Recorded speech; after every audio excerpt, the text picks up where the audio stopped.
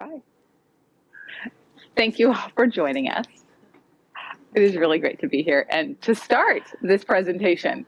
My story begins September 30th, 2013.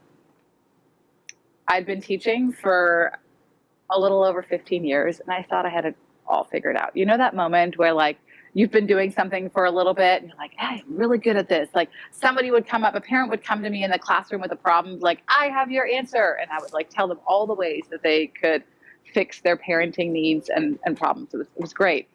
Top of my game. And then there I was, September 30th, 2013, 6 a.m. in the morning, I became a parent. And all of a sudden, all that wisdom, all those, like, I know exactly what you need, gone. I was so unsure. I was holding this little baby boy, and all of a sudden, everything I thought I knew about parenting just disappeared. My mind was completely blank, and I thought, what am I supposed to do? What are my goals? And as an educator, I was like, well, he's going to read and write by the time he's 4. He is going to start walking. I had a plan for him. He was going to start walking by the time he was 12 months old. He didn't end up doing that until, like, a year and a half. He was going to, like, have his first teeth were going to come in at 9 months. Also didn't happen. And basically what I realized as an educator and as a parent, that my plan didn't matter. My plan was completely irrelevant. As a matter of fact, my son had a plan. God had a plan. But I didn't get to have much of a plan. All I could do is try to be responsive and reactive to what was happening around me, and do that in such a way that the end result would be a great adult. And so often in parenting, we lose sight with all the things that happen about the end goal, which is to create a great functioning human, right? Like, that is the end goal. It's a bonus if at the end of the day, the room is clean, they put their shoes on the right feet. My son still struggles. But those are all bonuses. The ultimate goal is about creating a great adult. But we get trapped. So often as educators and as parents, we get trapped because guess what? On a day-to-day basis, whether you're a parent or an educator, this is what you get to experience about a child, the tip of the iceberg. You don't always get insights to everything that is underneath. But this top part right here is a symptom and is really the end result of everything else that happens. Is the kid hungry? Did they come from a broken home? Did they get a good night's sleep? Is there a new baby brother being born? Are they excited about something? Are they sad? Are they mad? You get the end experience. And that's really scary. And we need some tools to figure out how to read this, so we figure out what's underneath here. Because we all know Titanic, the Titanic was looking at this and was like, we've got this. We're going to, like, trudge forward, no problem. But the problem is they didn't realize all the stuff underneath, and the whole boat sank.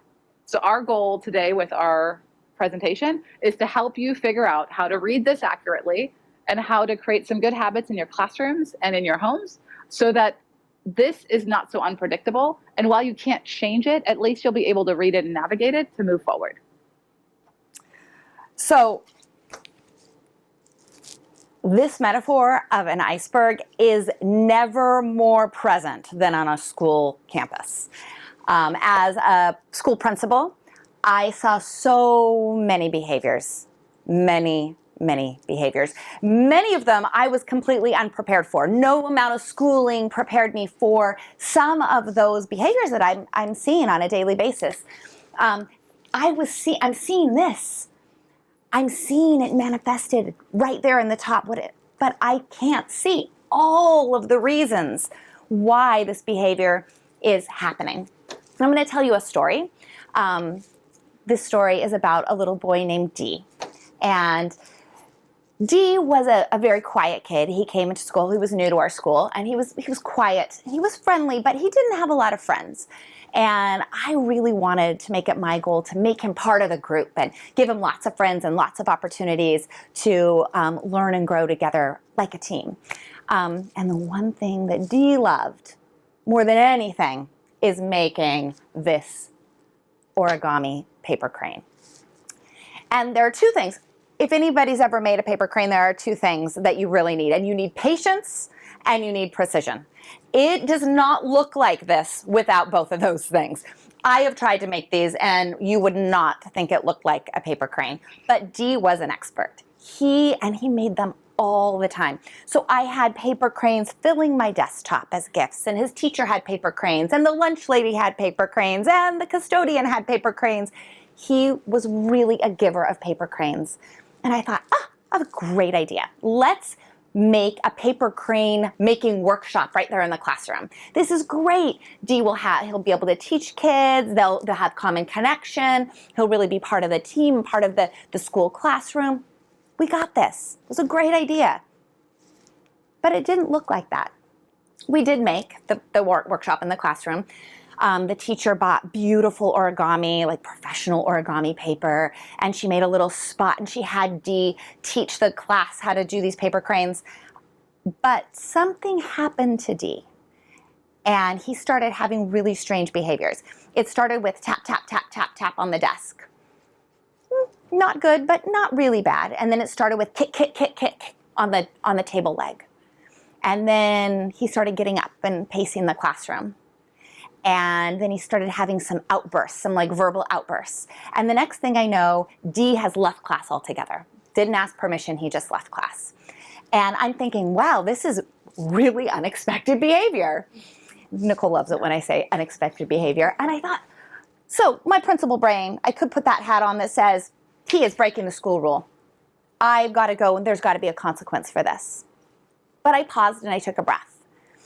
And I thought to myself, something happened and changed to make this behavior appear. So I took Dee and we had a conversation, and the first thing Dee said was, they're using all the paper and they're not doing it right. And he's so escalated and elevated. And I recognized at that minute, Dee couldn't learn anymore. All those things I wanted to teach him, he couldn't see that because he was so worried about the process being interrupted. He was so worried that the kids in the class weren't doing it right. They were wasting the paper. And that this beautiful thing that he had given to everybody was being wasted by not being done correctly. He felt out of control. He felt unsafe. And I had to make some changes. We had to make some changes for him to now fully participate in class. This doesn't mean that I said it was okay for him to leave class. But what it meant is in order for me to address the behavior of leaving class, I had to help him feel safe and heard and seen in his classroom. I had to fill those needs before I could get to the other learning, how to share, how to make a friend, how to stay in class when things get rough. So I want to take that story to frame what we're going to talk about today. We're going to really learn about how to look at these behaviors, how to look at the needs, and then how to find these connections. But before we do that, we thought we'd lay out some ground rules. What are some great ground rules for parents and educators to be successful in this? And there is 6 of them, and we'll keep touching on them as we walk through this presentation.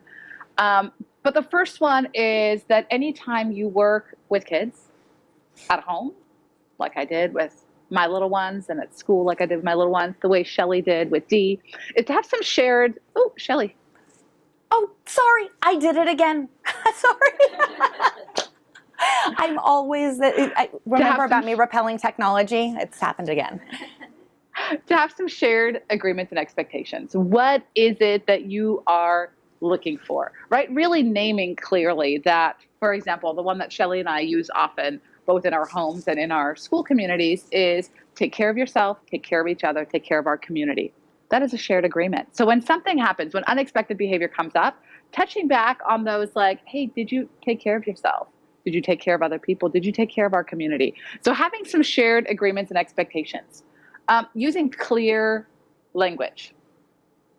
And clear language is interesting because there's a cultural norm around clear language. Coming from a German background, my parents have always been very clear with me. Being married to a Brazilian, I know that in his family, communication is less clear.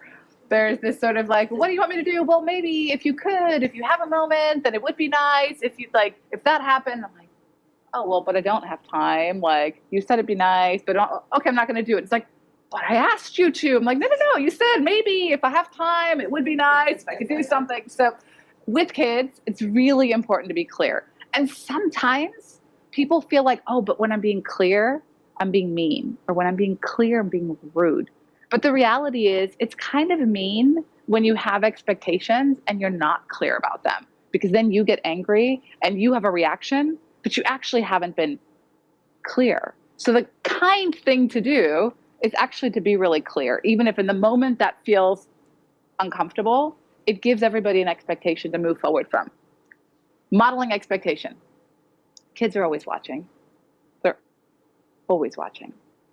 And I can't tell you how many times I have a parent who walks into my office and the conversation goes something like this. I can't believe that little beep, beep, beep is always using beep, beep profanity. And I'm like, oh, well, I don't know where he gets it from. I'm like, really? I do. I have an idea. So whatever we model for kids, whatever other people around them model, that is how they'll behave. I think one of the challenges we have nowadays is the modeling that comes from social media. But we can't control that. But what we can't control is our own behaviors. And my favorite is when somebody says, why does my child always yell? There's a reason. I don't know. Connect often. We usually sit kids down to talk when there's a problem. And so whenever I could come to you and I say, we need to talk, and you're like, we have to talk. We have to talk. She has to talk. But like, if I talk to you all the time, right? If I come to you like, hey, sit down, let's chat. Then you're like, oh, it's not a bad thing. So connecting often, not just when something happens, really important, especially in a class, especially in a community. How can you make time to connect often? Search for the why. Figure out what is underneath. Remember that iceberg? You see the behavior, but what lies underneath? What is actually happening? What was going on for Dee? What is going on for my son? And this is the most important one, and I'm going to remind you all day today. First, breathe. Some of you are holding your breath right now. Do it. Take a breath. It's good. Our brain needs oxygen to function. We make bad decisions when we're not breathing. It takes less than a second. So when something happens and a kid does something and you're like, breathe. There's always time to breathe. People are like, but there's no time. There's always time to breathe. This breathing helps you with number 5, right? It gives you a pause so you can remember, oh, suspend judgment.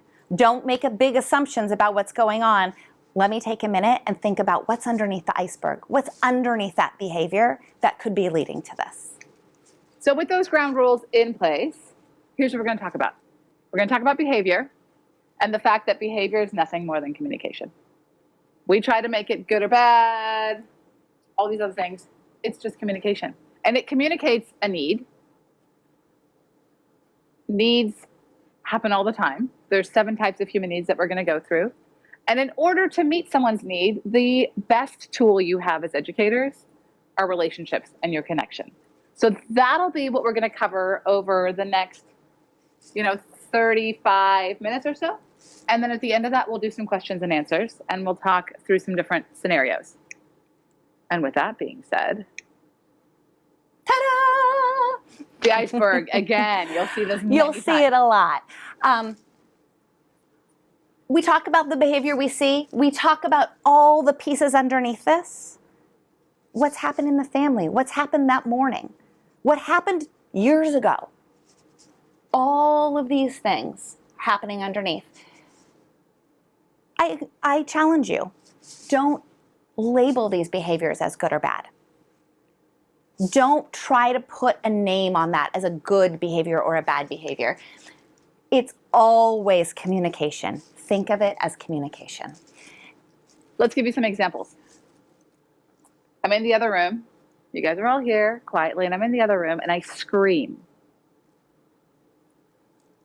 If it was a child, if I were your teenager, if I were your 5-year-old grandchild, if I were your student, that creates a feeling. You're like, why are they screaming? Because guess what? When something unexpected, like that was an unexpected behavior, right? You didn't expect me to go into the room and start screaming. So when an unexpected behavior occurs, that usually becomes a trigger for adults and something happens.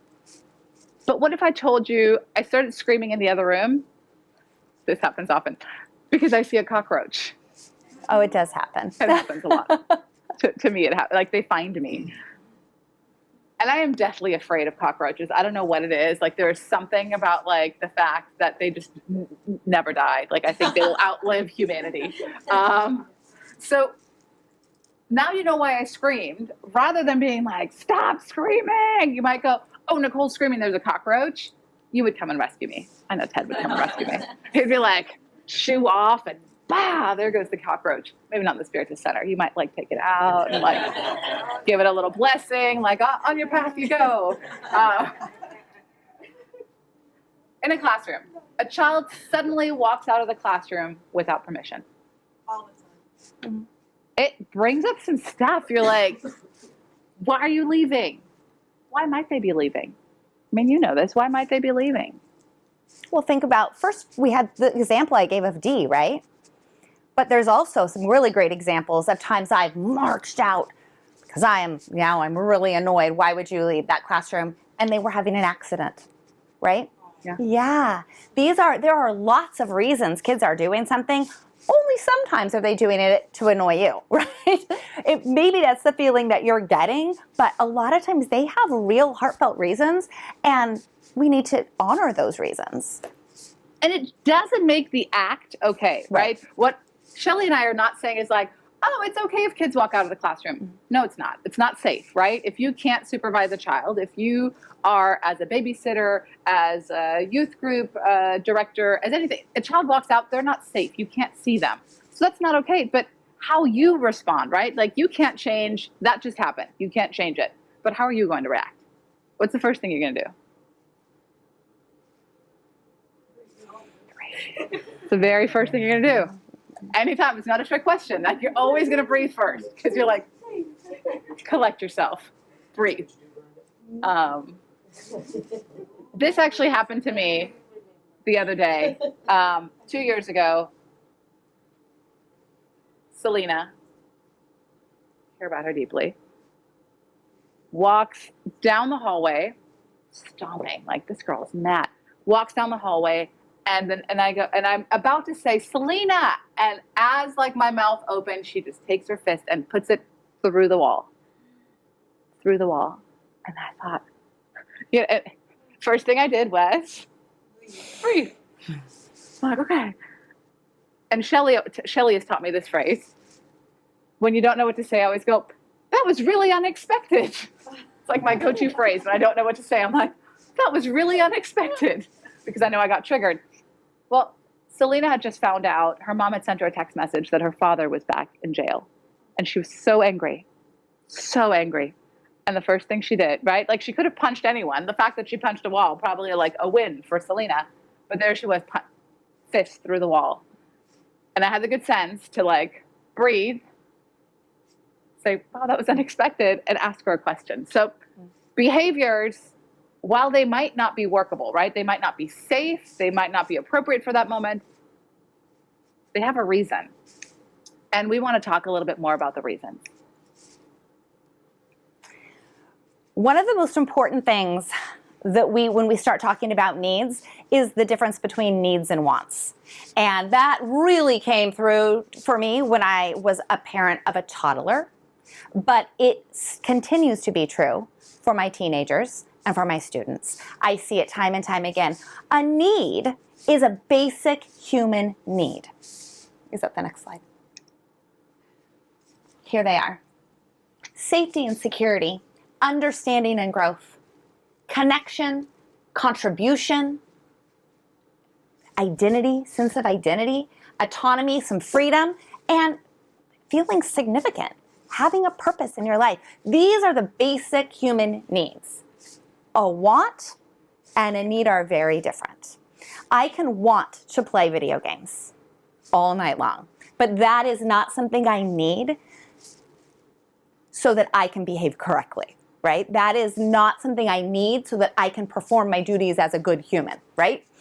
So remember this as we're going through this, because there are going to be times when you're going to see big behaviors based in a want and not based in a need.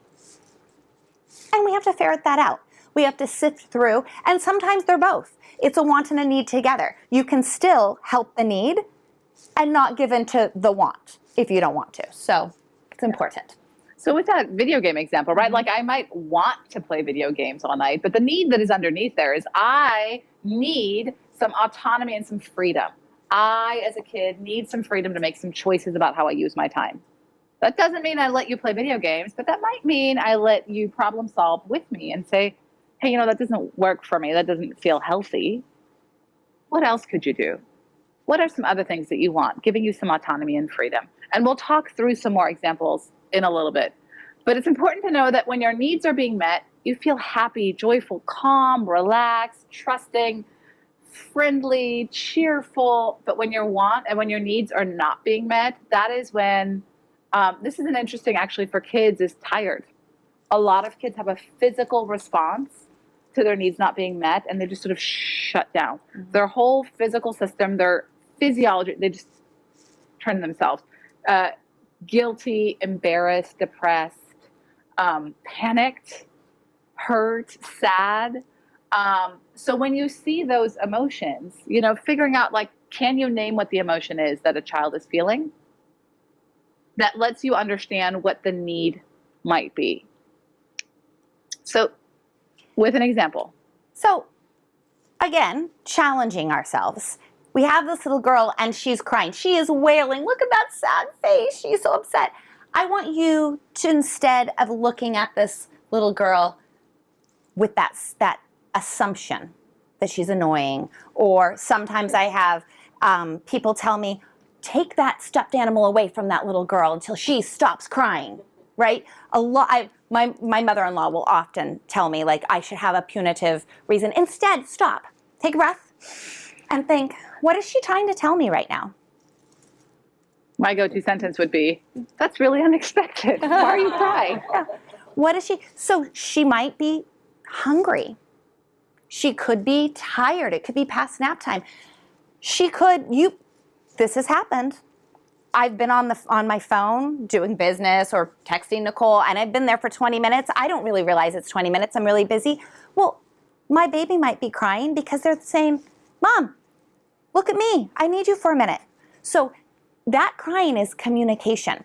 Our students are giving that same communication. It may not look like crying, and it might look like crying. They're to express their needs. Remember what the human needs are? So go back to my story about D. Think about what his needs might be. And when you look at them and you think, I think I have an idea, put your thumb up. Little teacher tool.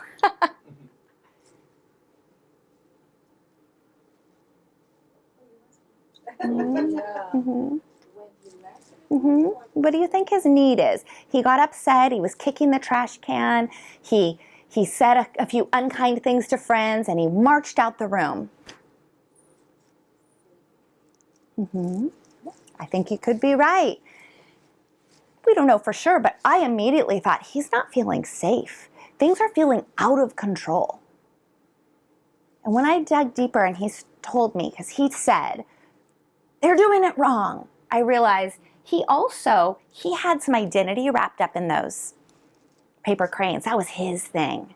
And suddenly I had gifted that thing to everybody. So now he has no control. He's lost a little piece of his identity. And it was all in the best of intentions, just like all of us as teachers, educators, parents, we're always trying to do the best thing. My best of intentions really made him feel uncomfortable and his needs. And they came out looking angry, looking frustrated. So when you look at a behavior, you got to pick your battle. Parents always tell me oh, but he was rolling his eyes. I'm like, pretend you didn't see it. You can't engage in every single battle. So pick your battle. Nope. That's too many battles. Put some back. Pick fewer battles. Nope, still too many. Put some back. Pick fewer battles. Because guess what? You want to be clear with your language. You don't want to say, oh, it sure would be nice if you didn't know. No. Direct. I need you to stop doing that. But pick your battles, pick fewer battles, engage, and choose when you want to engage? Thinking back on the plans that you've made, those expectations that you've made, those battles that you're choosing should be tying back to those expectations. It's really tough to pick a battle that you haven't talked about, that you don't have a plan for. So I tell parents, I tell teachers, choose what's really important and then stick to that all the time. That's how I pick my battles. Harvard did a study about what kids need and sort of what is the key to happiness. And I want to clarify that we are not suggesting that as a teacher, as an educator, as a parent, your job is to make kids happy. That is not your job. Remember, your ultimate job is to help them become independent, functional adults, that they are successful down the road. And their job is not to make you happy. However, Harvard did a study about sort of what is the key to happiness? What helps kids ultimately 20, 30, 40 years from now be successful and be happy? And here's what they found. This blows me away. This is the longest longitudinal study that was ever done on human development. And two things really stood out to me. I mean, they found lots of stuff out, but two things as a parent and educator I really hold on to, and I actually like scream it from the mountaintops to people. The first thing is they tied professional success, so success in their in careers, back to doing chores as a kid. And they also actually call out the earlier the better, which when I heard this, I was like, okay, let me get that chore list going stronger. Chores, that idea, what doing chores as a kid did for adult workers is it made them recognize, pull up your sleeves and dig on in. That we're a team, that we work together to get something done. It helped them be able to look at a room or look at a project and figure out the places that needed help. These are the parts of being a family and like cleaning the house together. It's the same idea in your workplace. So kids who did chores were more successful professionally. Wow. The other finding that I thought, yes, this is it. This is the thing. Hold on to this. Is that your happiness in life comes from love and not love of work and not love of things, but love for, with, and to humans. Love is what made people happy. Again, we have spent so much energy on trying to accumulate things or getting the perfect job or going to the perfect school. All of these things that we do as parents, right? Setting your kids up the checklist for success that we've decided. But what we really need to do to get happy kids in the long run, give them chores and love. Yay, right? We can do that. Because let's look at this. What basic human needs are met by chores? And again, it could be multiple. So who has an idea? What doing chores? What human need is it meeting when you do a chore? Contribution, absolutely. Yeah. Understanding and growth. Absolutely. You're learning something new. What about love from an adult? What need is that meeting? Safety, sure. Connection. Yeah. Clear rules. It could be esteem as well. Yeah, your self-esteem. Either of these. Doing chores could help you feel good and have self-esteem. Love from an adult could give you self-esteem. Clear rules. Connection. Safety. Yep. Understanding what the rules and where the boundaries are. That's really important for safety. As a matter of fact, the children in reflective studies tend to like strict and clear rules more than no rules. Because when you know where the limits are, you know how far you can go. It gives kids, especially kids that come to you with a lot of trauma, it's predictable. They know exactly what's going to happen because the rules are clear and you're consistent with them. And this need for some autonomy and freedom only actually feels yummy if you have some boundaries, especially as a teacher or a mom, right? Yeah. Giving those, you can give freedom if you've already established some boundaries. So what do we do with all this information? We talked about behaviors, that they're just sort of the light, the sparkling light, the communication that something is happening underneath in the iceberg, right? And then we talked about some of those things underneath of the iceberg, that they are our needs. Now let's bring it all together and talk about connection, because Shelli and I have this radical thesis, and that is that 99% of all behavior can be eliminated through connection. And that connection really ultimately is the lever that changes everything. Because so often, and we've noticed this as adults, we're mad at somebody, we're frustrated. And as soon as we talk to them, as soon as we sit down and we problem solve and we say like, hey, you know what, I'm really frustrated. The majority of the time, the problem that originally was this big at least shrinks in half. It doesn't always go away. But by connecting, we're actually starting the bridge and starting a plan to move forward. And so the first thing that you can do is to listen. And when I say listen, there's sort of, I call it channel 1 and channel 2 listening. Channel 1 listening is where I'm just listening to figure out what you want from me and then to tell you something back. Like I'm just listening for enough information to sort of be polite. Channel 2 listening, that's the deep listening. That's the whole body listening. And the Chinese, in traditional Chinese script, this is the symbol for listening. It is no longer the symbol used in modern Mandarin on the mainland. It's still used in Taiwan. And that symbol is made up of 5 different words: ear, you, eyes, undivided attention, and heart. So in order to listen, the belief is that you need your ears, you need your eyes, I need you, I need to have undivided attention, and I need to have my heart. That is truly listening. And when that happens with a kid, I always joke, I say, the more adults talk, the less kids listen.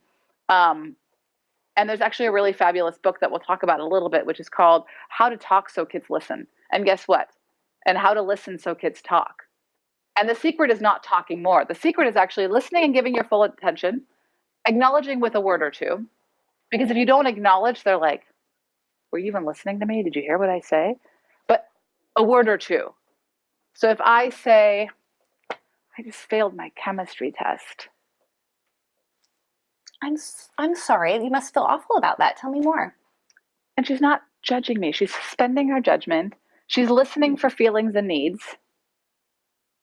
And then I can keep talking. And she gave that feeling a name. She said, gosh, you must feel awful. You must feel sad.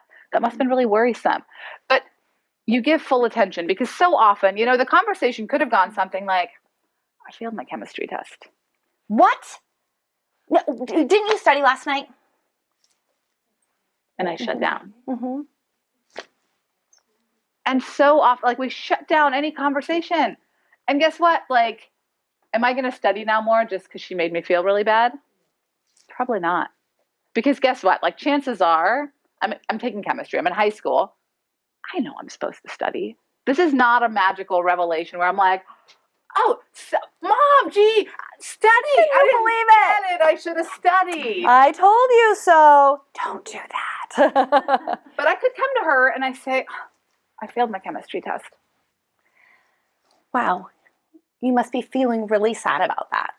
I'm so bummed. But, actually, it's kind of my fault. I stayed up really late last night. What can you do next time? I think next time I'm going to go to school. My teacher, I think he does tutoring at lunch. Oh, that's great. You should put it on the calendar. I can help you remind you.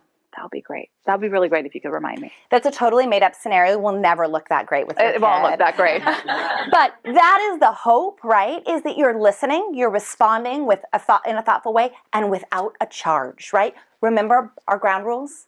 Model what you want your kid to model. So I have a great story about what this is going to actually make me sound horrifying because my child came to me. He was a junior in high school, so it's the really important year that you're doing your college applications. And he has a wonderful straight A student, always a really great student. And he came to me and he got a B in a class. And I had the worst response. What? Well, great. So many of your possibilities are gone now. That is honestly what I said. So I'm teaching this class and I'm also telling you, I screw up too. My heart dropped because I thought all of those colleges that he wants to get into, that was such a silly, silly thing to say. And he immediately wound up and started crying. He ran out of the room. And I, of course, at that point took my breath and went, I can't believe I had that response. I I will end the story, not just by my terrible parenting moment that we all will have, but when I found him, he was with his grandma, and he was saying, I love my mom, because what was his need? He needed that connection with me. He felt like he had betrayed me. And when I sat down with him, he said, Mom, I know, but I didn't get a B because I didn't try. I tried and I got a B. Don't you think I'm going to get into a college that's the right college for me? So my teenager, wiser than his mother in that moment, right? But what a great, lovely learning moment for me. And how we listen will define most of our conversations. Yeah. I remember my first year as an elementary school principal. Those of you that know me, you know I'm a high school teacher. So being an elementary school principal was horrifying. And there I was with kindergartners. And I was trying to model this whole appropriate communication and problem solving. And so the kids were fighting over a rope, and it was really annoying me. And one of them was crying, which triggered me. And, I had all these responses, and I took a breath. And then I was trying to overcomplicate the story. And I was like, okay, well, so here's what we're going to do. I'm going to set a timer, and you get it for 5 minutes, and you can get it for that. And I was trying to just manufacture the story. And the kids were like, no, I think we'll just go play something else. The lesson in that is that sometimes we try to solve things for kids, but they're perfectly capable of solving something themselves. And so I think it's important, when you actually listen, had I stopped talking and just helped them think about a solution, they already had a solution. They didn't need me to fix it for them. They just needed to tell an adult because they were 5 years old and they needed that connection and tell somebody. So let's talk about communication, because a lot of communication is expressing your own feelings and needs honestly. And a resource that Shelli and I really like is called Nonviolent Communication. It comes from a gentleman named Marshall Rosenberg. We've noticed that whenever we say the words nonviolent communication, people have this image of people instead no longer punching each other in the face, oh, it's not violent. So we use the term compassionate communication with all respect to Marshall Rosenberg, who's brilliant, but compassionate communication. How can you communicate with compassion, with empathy, with honesty? And for this, we actually gave you a resource. And I want to pause here for a second because I think it'll be helpful to look at your resource. Because what I want you to look at are the sentence frames, and I think they were on your chair. I have 2 extra sets here if somebody needs them. It's on the back side of it. It's on this back side. There you go. On the right-hand side of the back side. And so there's some sentence starters for you because I find it really helpful to have sentence starters. And for those people that are watching this video online, you will have a resource and a reference to this information in the comments so that you can follow along. But the important thing with communication is that we suspend our judgment. I'm on the back side right here. So the first thing you're going to do is you're going to make an observation. What I hear, what I see, and have it be free of judgment. This takes a lot of practice. I say it as though it is a really easy thing, but this will actually be one of the hardest tools you will ever learn. Because here's how communication usually goes, at least in my house when I'm not mindful. My husband will walk in the door and I will say something like, "You're always home late." And I'm like, "That's an observation. You are always home late." Not so. The actual observation might be, "Wow, you've been home late 5 times this week." And then I add a feeling, right? Step 2, a feeling. I really feel sad because I need, what do I need? Because I need time with you. I need connection. I need our relationship. And then making a request. Tomorrow, would you be willing to get home earlier? Because so often we just start with a judgment, we just leave it there. You always leave the dishes out. You never study for chemistry. You're always playing video games. Your room is always a mess. And we just shut down the conversation. Even in the classroom, you never do your homework. This class is always so noisy. Hey, I've noticed, right? I see, I hear, I notice. I notice this class is being so loud that some people can't hear me. And I feel really mad about that. Or I feel really sad, or I feel really frustrated. Remember, it's okay to be honest. I need some harmony. I need to be heard. I need to connect. I need to share this information with you. And then making a request. Here is my 2 cents about a request. And Shelli and I talk about this all the time. It's actually okay, instead of making a request, is to make a firm demand or state a clear next steps. Because guess what? If it's a request, you could say, like, would you be willing to be quiet? And they might go, nope. If you request it, that's a yes or a no from them, right? And there are times when we're teaching or when we're parenting that the option isn't yes or no. So you can give a different option, right? You can say, here are your choices. I can give you 5 minutes to talk, and then we're going to move on to this history lesson, or we're going to read this passage. Or you can talk now, and the result will be, I'm going to keep you in after class because I have 20 minutes of information to provide you, and I will provide you that information, your choice when it happens, rather than a request that. This book was actually written for all kinds of communication. So workplace communication, husband and wife communication, kid-adult communication. So the request is great when it's your husband. It's wonderful when it's your workplace, but I think we have to be very careful about the request when it's our kids or when it's our students, unless it truly is a request. All right. So moving on from this. So this book, I love this, and I actually recommend it to people with kids who have, or teachers who have some really, really big behaviors. She really dives into the root of behaviors and how to respond to behaviors. Mona Delahooke is super smart. And this quote really makes me think. It like sums up the way I like to look at our icebergs. When we properly appreciate a child's unique needs, we can focus our attention on the causes and triggers of the behavior rather than continually trying to alter the end product, the challenging behaviors, through rewards and consequences. Rewards and consequences might get you what you want in a short term, but they are not what's going to actually move a child from having a very content presence,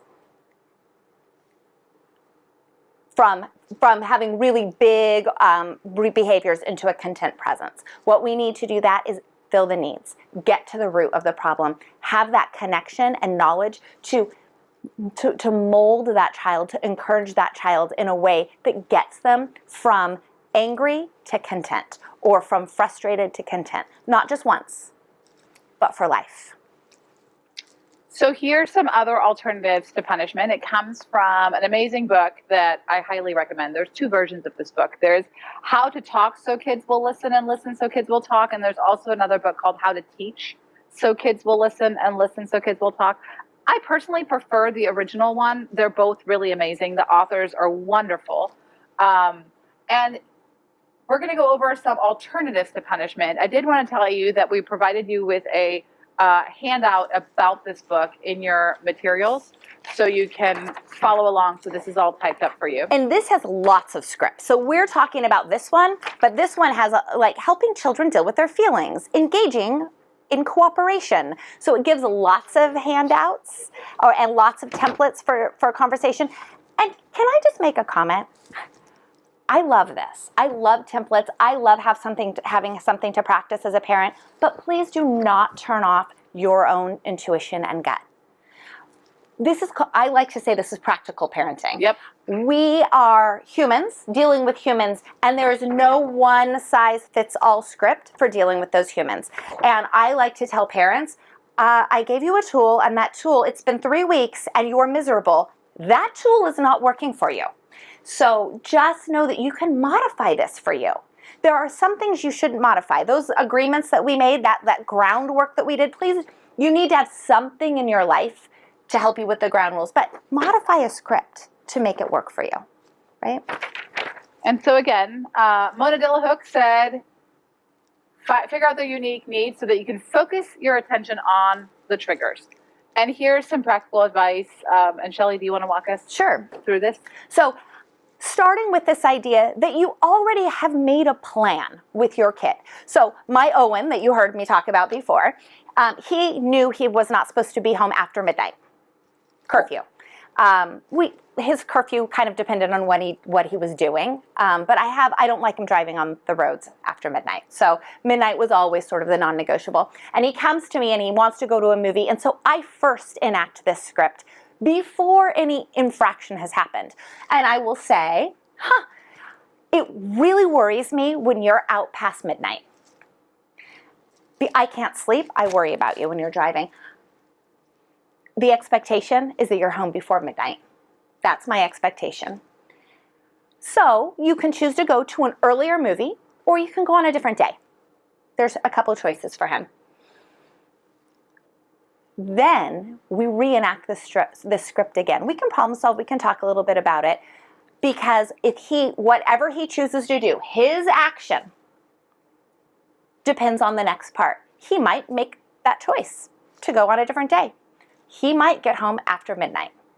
And then we go through again, and I will have to tell him directly again, because we had a plan. We had an expectation. He clearly didn't follow our expectation. Wow, Owen, I'm feeling really frustrated. I had a sleepless night. We made an agreement and you didn't do it. The expectation was that you were home before midnight. We already discussed this. So sometimes I ask him, what do you think should happen? Sometimes I'll say, you might need to take a break next weekend from going out at all so I can get a good night's sleep. That might make amends. I also might be able to, he might have a better idea or suggestion for that. And then you take an action and he has to live and experience what happens there, right? That whatever consequence he comes up with or I come up with to make it right, I like to call it fixing it, right? How are you going to fix it? Then he has to live in that, and then we can talk about the next time. Then we can problem solve. So there's really two parts. There's the part that comes before all this, where we're making a plan, and it's understood. Because if I have a reaction, if I never told him that midnight was the stop, how do I get mad at that? How do I react to it after that? So use this script and make it happen, but no, you need a plan. He needs to know the expectation, and teenagers really need to know your why. Even though you're so tempted to say, because I said so, it's really important for them to know that why. Not so much for 4-year-olds, right? They don't really get that. But your teenager, give them some ideas of why, and their empathy bone will hopefully shine at that moment. So some things to keep in mind, and we're going to wrap up with just a couple of slides and then do some questions and answers. But meeting a child with aggression, meeting a child's aggression with adult aggression only adds fuel to the fire. So if the kid comes to you just really angry, remember, take a breath. Don't meet them with your own aggression and frustration. To extinguish aggressive behavior, meet it with calmness and compassion. Take that breath. If you have nothing better to say, borrow Shelli's sentence and say, wow, that was unexpected. Being calm is not passive, right? That is really important. You being calm is not you being passive. It's not you condoning the behavior. It's being mature. It's being the adult in the room. Be it to teach it. Super important. If you need to take a break, we call them self-compassion breaks. Like if you need to sort of step away, that's okay. You're not being passive. By you not getting angry and screaming and having blow-up behavior, that doesn't mean you think it's okay. It just means that you're going to be the adult in the relationship and you're going to breathe. Because the only way that child is going to know how to behave any differently is by you showing them wow, look, something really unexpected happened. Something really horrible happened. You screamed at me. You threw something at me. I'm not going to go there. I'm not going to meet you where you are, right? I'm on my own plane. I'm in my bubble and I'm going to make it through. So be aware of your emotions and your tone, because a lot of times we then say I can't believe you did this to me. And don't you love me? And don't you respect me? Don't you? No, stop. No guilt trip. We're not going to guilt trip. We're going to take a breath. And you're going to be calm. And you're going to think about what to say. And if you need a moment, you can say, you know what? I'm going to be back in 2 minutes. My mom used to use that strategy. There was like nothing scarier than my mom going, I'll be back in 2 minutes. And I was like, oh, she's going to come back. Like, now what's going to happen? So it's okay. I definitely knew in that moment. I didn't think like, oh, she thought that was okay. Oh, she's coming back. She always came back. If you're one of those people that is bad with time, set yourself a timer and be like, Siri, remind me to come back in 2 minutes. And Siri will remind you to go. Oh, look, there's my Siri reminding me. Sorry, Siri. Not really. Just kidding. Help your child feel emotionally safe so that they can grow. So I'm sure some of you have already heard this. Some of you have actually even heard me tell you this story. But when I taught first grade for a long time. It's one of my faves. And I would tell this story.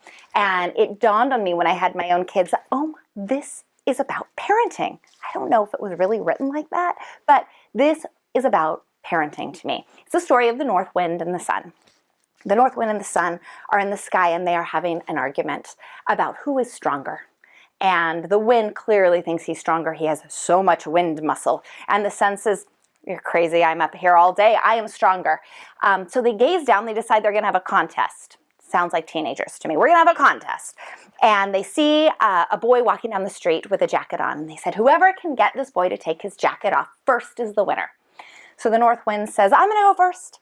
And he starts blowing as hard as he can. The wind and the trees are bending and the leaves are swirling. And you can almost not see. The wind is so strong. The dust is kicked up. And this boy is wrapping his jacket firmly and grabbing onto it and keeping it as firmly around him as he can. The sun says, move out of the way, wind. I'll show you. So the sun just starts very slowly warming the boy up.